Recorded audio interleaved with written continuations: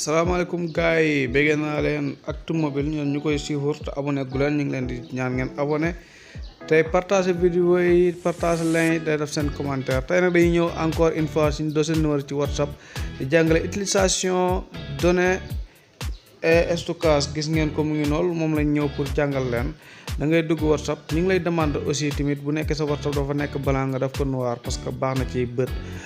parce que blanc bi moom dafa leer ci bët bu ëpp léegi nag boo ko defee boo bëgg a def noir ni ngay def yomb na mooy fii ngay bës 3 traits yi nga dugg paramétrage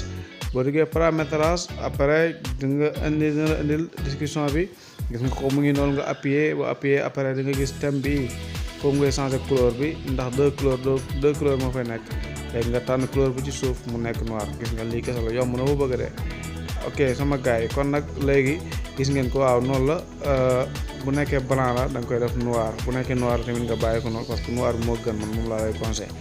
aywa léegi nag ñu ñëw ci li nga xam ne moo ñu tax a jóg ay ca sama gars yi 3 traits yi nga xam ne moom lañ la wanoon moom ngay bësaat encore boo bësee paramétrage après moom ngay jël ndax moo nekk ci suuf paramétrage boo duggee après nga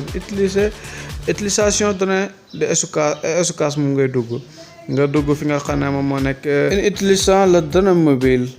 après boo appuyé foofu di ngay gis na yëpp dafa verta léegi da nga koy désactiver benn par benn. loolu moo waral bu ñu la envoyé photo wala audio wala vidéo wala document du wàcc ci téléphone bi day des ci WhatsApp ba léegi nag boo ko activé boo ci activé rek après day wàcc waaw boo ci activé rek bu ñu la envoyé day wàcc direct ci téléphone ba bu dee dañ la partagé wala nga am wifi tamit nga moom ngay connecté boo duggee ci wifi bi tamit même chose noonu lay defal da nga koy désactivé fii nag bu ci suufa suuf nag moom gis ngeen ko boo ko désactivé bépp lu ñu la envoyé bu fekk ak télécharge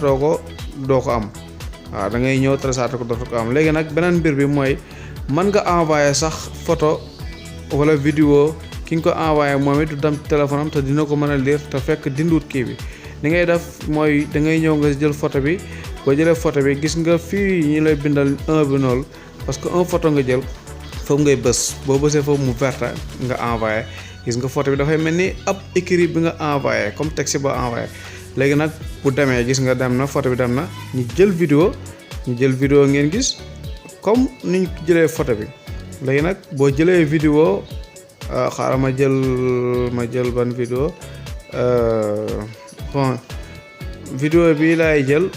aussi bala ma koy jël maa ngi lay demande tamit nga abonné boo nekkee abonné ko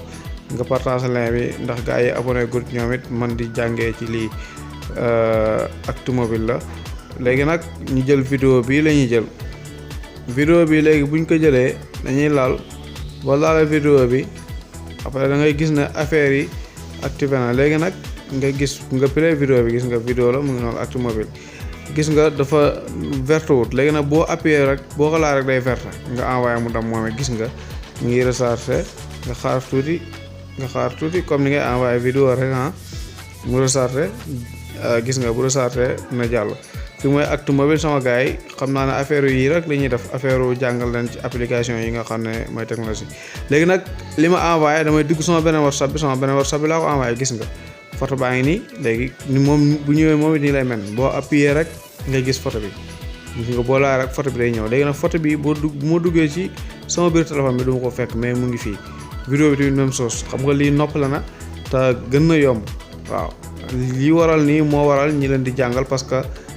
toujours application yi gars yi dañ koy mise à jour yu demee ni WhatsApp YouTube Facebook yu bëree bëri di ci am te yoo xam ne yëgu leen ko yéen a ko war a yëg kon nag gars yi li leen leen indiloon tey maa ngi lay wax ne Actu Mobile la ngeen ci ànd ak DJ Tounal aboneel gaaw bu nekkee abonné ko ngeen def seen commentaire ñi xam seen bëgg-bëgg ngeen partage lien yi sama gars yi ba beneen yoon